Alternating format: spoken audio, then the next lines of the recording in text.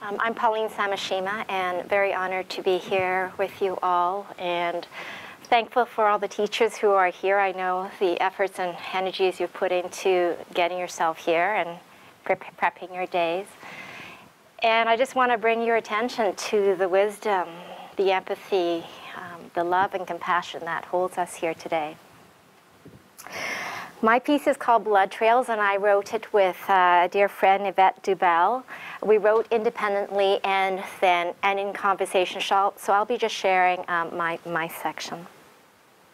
Paulo Freire writes, "A revolutionary leadership must accordingly practice co-intentional education. As teachers and students attain this knowledge of reality through common reflection and action, they discover themselves as its permanent recreators.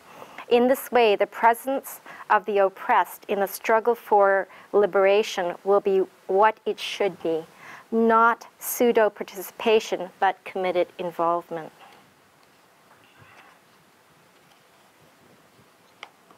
Parker Palmer says, "As I teach, I project the condition of my soul onto my students, my subject, our way of being together. As a student, I didn't see any relational connection between my teachers and myself. I wasn't as observant as Yvette. I didn't notice a game being played. I went to school, I did what I was told. I didn't even wonder where the nuns went at recess and lunch if they weren't on supervision duty. Not until I was stung. In the apartheid 70s, Chinese children were not admitted to public school in Johannesburg, South Africa. So I attended a private school convent. The elementary school was on one side and the high school was on the other side of the street, next to the church, along the always narrow, congested, concave street. The layout of my elementary school building was not unlike a prison. The classrooms flanked a brick-walled concrete courtyard where we played or lined up single file in our classes to say morning prayers. I smile when my eldest daughter tells me that the architect of her high school usually designs prisons. My burning hands recollection was literally just that. I was stung by a bee. Recess was taken out in a grass playing field adjacent to the classroom courtyard building. It was a blistering, dry day. I went to the outdoor tap that protruded from a thin, rude brass pipe that stood on the outskirts of the fenced-in playground. I put my hand under the spout and turned the water on. I didn't realize that a bee had climbed into the mouth of the tap. As the bee tumbled out with the water, it fell on my finger and stung me. One of the supervising nuns took me across the street to the cloister. Sister Maria, notorious for dispensing ice and adhesive bandages, was on her break there. My finger was burning and swelling up. What I really needed was antihistamine, but I didn't know that. All I could feel was the throbbing in my finger and in my brain because I was in the nuns' private living quarters. I noticed the terracotta tiled floor as our quick footsteps clattered along the long open hallway, the airy, cooling breeze, and the very stark white walls scented by something like purple bougainvillea blooming in the arched alcoves. I remember feeling special. I had been invited into the inner circle. I was no longer just a student. I was in the nun's home. Even more surprising was when I saw Sister Maria. She was hurrying down the long hallway towards me, her habit in her hand. The children always made up stories about our sisters were bald under their habits. Not true.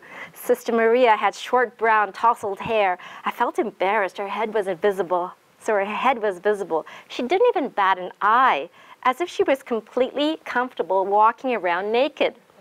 I awoke to the humanity of my teachers. John Dewey writes, "It is not enough to insist upon the necessity of experience, nor even of activity in experience. Everything depends on the quality of the experience which is had. There is an immediate aspect of agreeableness or disagreeableness, and there is its influence upon later experiences." Growing up in South Africa during apartheid was not difficult because I didn't know any other way of being. I did not even know that the word apartheid existed until I learned it in Canada in my grade 8 social studies class. Racism was the cruel blonde neighbor who called me names, threw stones at me, and chanted, "Ching Chong Chinaman." That's what I knew of Afrikaners. Apartheid stems from the term apartness in Afrikaans. After the Afrikaner nationalists took power in 1948, apartheid was law. The Population Registration Act of 1950 segregated racial categories into white, Bantu, which are black African, or colored, mixed race. A fourth category designated Asians, consisted of Indians and Pakistanis, was later added.